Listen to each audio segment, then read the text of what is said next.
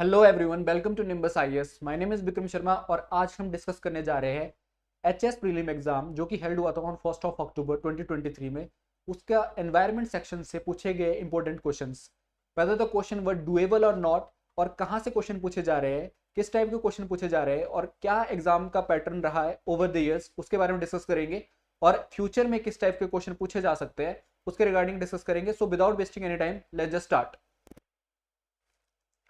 यहाँ पे series D की बात हो रही है और सीरीज डी में क्वेश्चन नंबर 12 की बात हो रही है। क्वेश्चन नंबर 12 में list one list two mention है। बहुत सारे क्वेश्चन तो आपको इस टाइप की लिस्ट में गिवन थे एग्जाम में, जहां पे आपको डेट वाइज अरेंजमेंट करनी थी। इस टाइप से आपको एनवायरनमेंट भी देखने को मिलेंगे और दूसरी बहुत सारी स्कीम्स, अगर इकोनॉमी की बात करें वहां पे भी इस टाइप के क्वेश्चन हमारे को देखने को मिलता है अलॉन्ग विद ज्योग्राफी। तो यहाँ पे बात करें, यहाँ पे डेट वाइज अरेंजमेंट करनी है आपने पॉलिसी की। लास्ट ईयर भी ये इस टाइप का क्वेश्चन बना था, लेकिन यहाँ पे थोड़ी सी डेप्थ में पॉलिसी पूछी गई है। आई थिंक दो पॉलिसीज या एक पॉलिसी तो आई थिंक मैक्सिमम बच्चों को पता होगी, that is national forest policy. National forest policy काफी न्यूज में रहती है and easiest of them all national forest policy है। कब आई थी ये? 1988 में। आई थिंक अगर आपको फैक्चुअली नॉलेज पता है तो आप इस क्वेश्चन को कर सकते थे, अगर नहीं है तो ऑब्वियसली ये क्वेश्चन जो है करने के हिसाब से फिर तो आप तुक्का ही मारोगे and then there is possibility कि वो गलत होगा। तो यहाँ पे अगर आप ईजीएस्ट की बात करें, ईजीएस्ट पॉलिसी जो मेंशन थी दैट इज फॉरेस्ट पॉलिसी, अगर इतना भी पता होता बच्चे को देन सी का फोर्थ होना है, दैट इज आंसर इसका निकल जाता उसी टाइम। लेकिन यहाँ इसके साथ साथ जो चीज पता हो सकती है that is wild life conservation strategy. ये कब आई थी? इन 2002। ये कब आई थी? 2002 में। And national biodiversity action plan कब आया था ये? That is 2014। And the last one is national जू पॉलिसी, ये आई थी 1991 में। तो ये क्वेश्चन कितना डुएबल था? ये क्वेश्चन तब डुएबल था ओनली इफ अगर आपको एक या दो पॉलिसी पता हो out of these four policy. थोड़ा सा डेप्थ में क्वेश्चन था उन पॉलिसीज का। लास्ट ईयर भी इस टाइप का क्वेश्चन आया था, तो ये प्रिडिक्टेबल लाइन पे क्वेश्चन था, लेकिन डुएबल था या नहीं था ये बात अलग है। तो इन दैट सेंस हम कह सकते हैं कि ये मॉडरेट क्वेश्चन था, ठीक है, बिकॉज आप प्रिडिक्ट कर सकते थे कि ऐसा कोई क्वेश्चन आना है। और ये उससे तो थोड़ा सा टफर था लास्ट ईयर से, लेकिन यहाँ पे जो फॉरेस्ट पॉलिसी मेंशन है ये इजीएस्ट ऑफ देम ऑल है। आई थिंक ये जो है ज्यादातर बच्चों को पता होगी जिन्होंने लास्ट ईयर का पेपर स्टडी किया होगा और उसमें स्टडी किया होगा कि ऐसा कोई क्वेश्चन पूछे जा रहे हैं, तो उसके रिगार्डिंग आई थिंक यहाँ से आपका ये क्वेश्चन सॉल्व हो जाता। लेकिन अगर आपको ये फैक्चुअली डाटा पता नहीं है तो ऑब्वियसली ये आप एलिमिनेट कर सकते थे, ये क्वेश्चन जो है करना नहीं था फिर इन दैट सेंस, ठीक है। तो आई थिंक ये क्वेश्चन जो है मॉडरेट टू टफर साइड में क्वेश्चन था उस रिगार्डिंग में, ठीक है। बात करते हैं क्वेश्चन नंबर 32 की। क्वेश्चन 32 में क्या मेंशन है? इंस्टीट्यूट ऑफ फॉरेस्ट, ये जो है बिल्कुल फैक्चुअल क्वेश्चन है और इसमें जो है ज्यादातर बच्चे कंफ्यूज होंगे देहरादून और हैदराबाद में। ऑब्वियसली हैदराबाद तो आंसर है इसका कि फॉरेस्ट बायोडाइवर्सिटी का इंस्टीट्यूट कहाँ पे लोकेटेड है? 1997 के अराउंड बनाए ये, और कहाँ पे लोकेटेड है? हैदराबाद में, ठीक है। और ये जो है ज्यादातर बच्चे किसको करके आए होंगे इसमें? That is Dehradun, because Dehradun में फॉरेस्ट रिसर्च इंस्टीट्यूट है इंडिया का। तो यहाँ पे ज्यादातर बच्चे आंसर रहा होगा ये, जिन्होंने थोड़ा सा डेप्थ में स्टडी नहीं किया होगा। लेकिन इंस्टीट्यूट ऑफ फॉरेस्ट बायोडाइवर्सिटी की अगर बात करें that is Hyderabad. Factual based question है, आता है तो वेल एंड गुड, नहीं आता है तो ऑब्वियसली यहाँ पे ज्यादातर बच्चों ने मिस्टेक कमिट की होगी, ठीक है। तो इसको भी क्वेश्चन को ऐसा नहीं कह सकते कि बहुत ही हाई लेवल का क्वेश्चन पूछ लिया। हाँ, फैक्चुअल बेस्ड क्वेश्चन है तो उस रिगार्डिंग में आप कह सकते हो कि इन दो में से ज्यादातर बच्चों का जो है चांसेस जो है नेगेटिव में रह सकता है। इसमें ज्यादातर बच्चों ने देहरादून को मार्क किया होगा, लेकिन यहाँ पे फैक्चुअल बेस्ड क्वेश्चन में इसका आंसर क्या है? That is Hyderabad only. तो आप कह सकते हो कि एचपीपीएससी जो है फैक्चुअल बेस्ड क्वेश्चन जो है बहुत ही ज्यादा पूछ रहा है इन दैट सेंस। यहाँ पे 34 क्वेश्चन क्या है? दैट इज बायोटिक कंपोनेंट कौन सा है? बायोटिक क्या होता है? कंपोनेंट, जीवित, लिविंग कंपोनेंट। अब ये जो है एनसीईआरटी जो है, एनसीईआरटी की क्लास 7 की बुक अगर आप लोगे, क्लास 7 की बुक में मेंशन है क्या बायोटिक कंपोनेंट कौन से होते हैं और नॉन बायोटिक कंपोनेंट कौन से होते हैं। जैसे यहाँ पे एनसीईआरटी की ये लाइन है, दैट इज एनसीईआरटी क्लास 7। तो उसमें पूछा गया है कि व्हाट इज बायोटिक, क्या है बायोटिक क्लास 7 में। तो उसमें लिखा है कि बायोटिक और living component are human beings, plants, animals, trees. And abiotic component क्या है? निर्जीव component, that is land, water and air. देखो एनसीईआरटी की टोटल डेफिनेशन जो है यहाँ पे उठाई है और यहाँ पे क्वेश्चन बनाई है कि एबायोटिक कंपोनेंट कौन सा है, बायोटिक कंपोनेंट कौन सा है। तो आई थिंक ये तो बहुत ही इजी क्वेश्चन था टैकल करने में, और इसका आंसर क्या होना था? That is C only. जो जीवित कंपोनेंट है, जैविक कंपोनेंट है, लिविंग कंपोनेंट है, that is animal only. It means answer जो है ये जो है इजीएस्ट क्वेश्चन था, इसको मॉडरेट भी नहीं कह सकते, दिस वन इज इजी, ठीक है। क्वेश्चन नंबर 51 की बात करते हैं। क्वेश्चन नंबर 51 में क्या गिवन है? यहाँ पे दो स्टेटमेंट पूछी है और दो स्टेटमेंट में कौन सी स्टेटमेंट सही है ये पूछा गया है। तो यहाँ पे बायोस्फीयर रिजर्व के बारे में मैंने क्लास में डिस्कस किए थे सारे बायोस्फीयर रिजर्व और उनके रिगार्डिंग क्या क्या चीजें उन बायोस्फीयर रिजर्व में प्रेजेंट है। लेकिन यहाँ पे साथ साथ आपको पता होगा कि रेड पांडा कहाँ मिलता है। रेड पांडा जो है स्टेट एनिमल है किसका, सिक्किम का। तो सिक्किम तो नीलगिरी में नहीं लाई करता ना, तो यहाँ पे उसके रिगार्डिंग क्वेश्चन पूछा गया है। पहली स्टेटमेंट है Kutch biosphere reserve is known for Indian wild ass. ये बिल्कुल सही स्टेटमेंट है, कच्छ में पाए जाते हैं ये, ठीक है। जिस तरीके से आपको गिर में गिर क्या मिलता है, टाइगर रिजर्व, ठीक है। तो गिर में आपको एशियाटिक लॉयंस काफी मिलेंगे, उसी टाइप से आपको यहाँ पे कच्छ में जो है इंडियन वाइल्ड एस की प्रेजेंस दिखती है। नीलगिरी बायोस्फीयर रिजर्व किसके लिए फेमस है, एक तो लॉयन टेल मकाओ यहाँ पे मिल सकता है, इसी टाइप से यहाँ पे नीलगिरी तहिर मिलता है नीलगिरी बायोस्फीयर रिजर्व में। एंड यहाँ पे रेड पांडा की बात हो रही है, क्या यहाँ पे रेड पांडा मिलता है, नहीं। रेड पांडा क्या है, स्टेट एनिमल है सिक्किम का। इट मीन्स ये जो है किस रीजन में मिल सकता है, टेम्परेट रीजन में, ना कि ट्रॉपिकल वाली बेल्ट, ठीक है। तो इसकी प्रेजेंस कहाँ है, that is in Sikkim. It means this one is wrong, ये स्टेटमेंट सही है। पहली स्टेटमेंट सही है, सेकंड स्टेटमेंट गलत है, सी होना था इसका आंसर, ठीक है। और ये जो है अगर आप बात करो इजी मॉडरेट के पहलू में, तो ये जो है क्वेश्चन जो है मॉडरेट क्वेश्चन था उस सेंस में, ठीक है। लॉजिकली ये क्वेश्चन जो है सॉल्व हो सकता था उस रिगार्ड में कि ये कहाँ पे प्रेजेंस हो सकती है इनकी। यहाँ पे बात करें तो red panda, this one is red panda and this one is Indian wild ass. और ये इसकी प्रेजेंस कहाँ पे देखने को मिलती है, गुजरात वाली बेल्ट में, that is Kutch tiger Kutch biosphere reserve, ठीक है।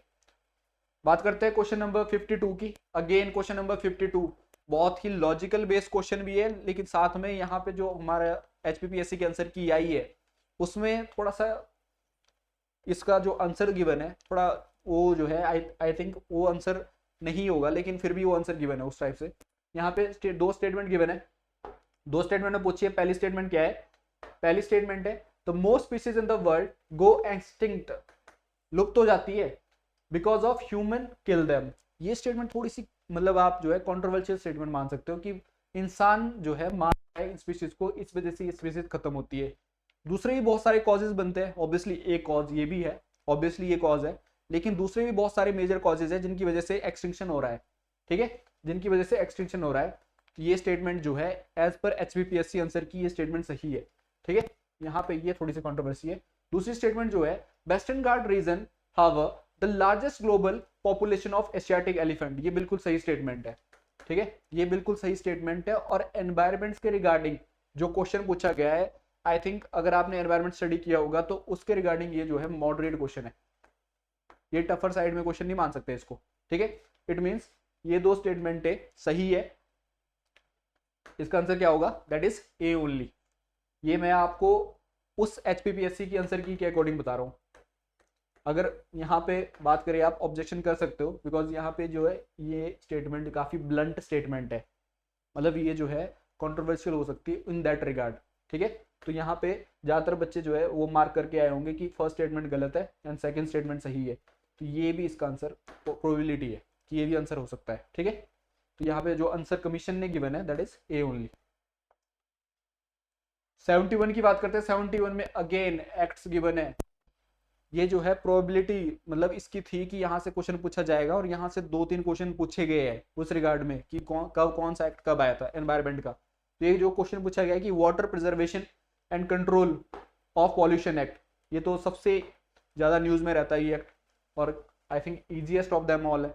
कब आया था ये, 1974 में। इसी टाइप से air preservation and control of pollution act कब आया था, 1981 में। These are the easiest one. इसके साथ साथ कुछ टफर साइड में ये शायद आपने नहीं पढ़े होंगे कि वाटर सेस एक्ट कब आया था या फिर नेशनल वाटर पॉलिसी कब आई थी। अगर आपको ये दो चीजें पता है तो उससे देखते हैं क्या है इसके अरेंजमेंट, असेंडिंग ऑर्डर में अरेंज करना है आपने। ये कब आई थी, 74 में, ये आया था 81 में। और इसकी बात करें तो फर्स्ट आएगा ये, फर्स्ट एंड फोर्थ, उसके बाद फर्स्ट पहले आएगा फोर बाद में आएगा। इट मीन्स ये नहीं हो सकता, फर्स्ट पहले आएगा फोर बाद में आएगा, इट मीन्स ये भी नहीं हो सकता। आंसर इस दो में से एक है, ठीक है, इन दो में से एक है। अब वाटर की बात हो रही है, water prevention, water cess, water national water policy, it means ये जो है इसी विंडो के अंदर आई होगी ये दोनों चीजें। ये थोड़ा सा आप प्रेडिक्ट कर सकते थे कि यहाँ पे जो है इतनी सारी पॉलिसी फॉरेस्ट के लिए एक क्या वाटर के लिए एक साथ इतने छोटे से स्मॉल विंडो में आना, थोड़ा सा मतलब लॉजिकली, अब क्या ही बोले, मतलब उस सेंस में जो है आप इसको एलिमिनेट कर सकते थे कि यहाँ पे जो है एक साथ शायद नहीं आई होगी ये पॉलिसी। ये कब आई थी, वाटर सेस पॉलिसी 1977 में। एंड नेशनल वाटर पॉलिसी कब आई थी, water cess act, sorry, national water policy कब आई थी, 1987 में। इट मीन्स इसका आंसर क्या होना था हमारा, दैट इज 1, 2, 4 एंड 3, 1, 2, 4 एंड 3, ये आंसर होना था इसका। और यहाँ पे क्वेश्चन की अगर बात करें इस क्वेश्चन की, तो यहाँ पे ऑब्वियसली आप इन दो ऑप्शन पे स्टक हो जाते एंड मोस्ट प्रोबेबली यहाँ पे गलती हो सकती थी। Rest of the question was quite easy. तो यहाँ पे अगर आप बात करें उस लॉजिक से, जिस लॉजिक से मैं इसको लेके चल रहा हूँ कि यहाँ पे वाटर के एक साथ इतनी सारी पॉलिसीज आना with in this small window, तो वो थोड़ा सा टिपिकल था। तो यहाँ पे उस हिसाब से इसको एलिमिनेट किया जा सकता था एंड ये जो है आंसर क्या बनता हमारा, दैट इज ए ओनली। तो ये जो है मॉडरेट बेस पे कहूंगा मैं, मॉडरेट टू टफर साइड इस क्वेश्चन को, बिकॉज आई थिंक ये क्वेश्चन जो है आप मान सकते थे कि एचपीपीएससी इस टाइप के क्वेश्चन पूछ सकता है, बिकॉज लास्ट ईयर इस टाइप के क्वेश्चन पूछे गए हैं। ठीक है, बात करते हैं 92 क्वेश्चन की। 92 क्वेश्चन में क्या गिवन है, 4 स्टेटमेंट गिवन है और पूछिए कि कौन सी स्टेटमेंट सही है। 4 स्टेटमेंट में पहली स्टेटमेंट है the average temperature of India has increased by about 0.7 degree Celsius की बात हो रही है, 0.7 डिग्री सिंस 1901। आपको पता है ग्लोबल वार्मिंग हो रही है, ग्लोबल वार्मिंग हो रही है, टेम्परेचर बढ़ रहा है, लेकिन एवरेज टेम्परेचर ये जो है 100 साल की बात हो रही है, उससे भी ज्यादा इसकी बात हो रही है। तो कितना बड़ा होगा, तो आपको थोड़ा सा आइडिया लग सकता है कि हाँ भाई ये थोड़ी सी लॉजिकल बात कर रहा है, 0.7 डिग्री। ठीक है, India had got its non fossil capacity to 550 gigabyte by 2050, ये इंडिया का target according to this statement. Third statement क्या बोल रही है, in 2019 China emitted 50% of the world green house gas की बात हो रही है यहाँ पे। ठीक है, and the fourth statement is India will achieve the target of net zero carbon emission by 2070। आपने पढ़ा होगा कि ग्लासगो में कॉन्फ्रेंस हुई थी और इसमें हमने पंचामृत गोल दिए थे। पंचामृत गोल कौन से थे वो, कि इंडिया जो है अचीव करेगा net non fossil fuel energy capacity कितनी, 500 गीगावाट बाय 2030। इसी के साथ साथ कुछ और टारगेट है हमारे, जिसमें फुलफिल करेगा 50% ऑफ एनर्जी रिक्वायरमेंट, किससे, नॉन फॉसिल फ्यूल से बाय 2030। इसी के साथ साथ रिड्यूस करेगा 1 बिलियन कार्बन इमिशन बाय 2030। ये 2030 के गोल्स है हमारे। एंड देन लास्ट जो 2030 का गोल है that is reduce carbon intensity by 45%, carbon intensity reduce करनी है by 2030। And then there is a last goal in this that is 2070, और ये क्या है, नेट जीरो इमिशन। तो यहाँ पे यहाँ से क्वेश्चन उठा है, और अगर आपको ये गोल पता होंगे, इस पंचशील जो पंचामृत गोल है हमारे COP 26 के, तो यहाँ से क्वेश्चन ये सॉल्व हो जाता। तो यहाँ पे इसका मतलब है कि ये जो स्टेटमेंट है, जो सेकंड स्टेटमेंट बात हो रही है, सेकंड स्टेटमेंट, पहली स्टेटमेंट सही है लॉजिकली, थर्ड स्टेटमेंट जो है, सेकंड स्टेटमेंट गलत है, बिकॉज यहाँ पे कितना है, that is 500 according to that Panchamrit. And the fourth statement is also correct. Fourth statement कैसी करेक्ट है, 2070 ऑब्वियसली नेट जीरो इमिशन हमारा टारगेट है एज ग्लासगो कॉन्फ्रेंस। एंड यहाँ पे चाइना की बात हो रही है कि वो 50% इमिट करता है वर्ल्ड में, चाइना 50% इमिट करता है।